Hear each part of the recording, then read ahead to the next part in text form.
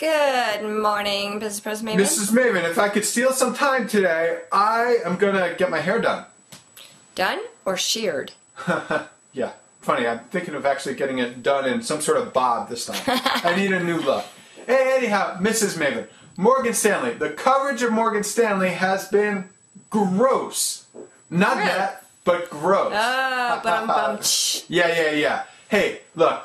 The New York Times made two mistakes on covering Morgan Stanley, which has been reeling, and traders are really worried about their exposure to ailing French banks. Yeah.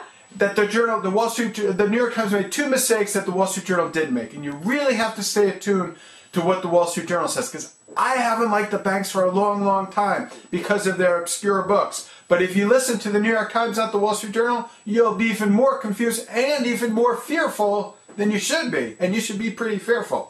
Okay? Yeah, okay. Here's the deal. Morgan Stanley, said the New York Times, had one of the biggest exposures on Wall Street to ailing French banks, about $39 billion at the end of last year, before factoring in offsetting hedges and collateral. It doesn't sound so good.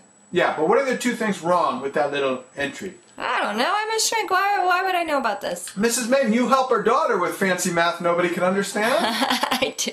You know, I think that's what our schools are teaching, Mrs. Maven. Fancy math no one can understand, so then all the students can go right to Wall Street and keep this whole thing going. There you go. No. The point is this, Mrs. Maven. There are two problems here. Number one, the New York Times isn't clear on what are gross numbers and what are net numbers. And also, they're using a number from the end of 2010 as their gross number, which is really, really scary.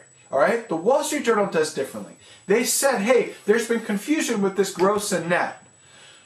$39 billion at the end of 2010, that's a gross number, but their actual exposure after factoring in those things is zero, okay? Okay. And the updated gross figure is more on the order of $22 billion.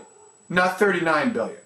Things change so fast in this world and in this financial world and with these financial companies, you have to use updated figures. You can't be trafficking in a figure from 10 months ago.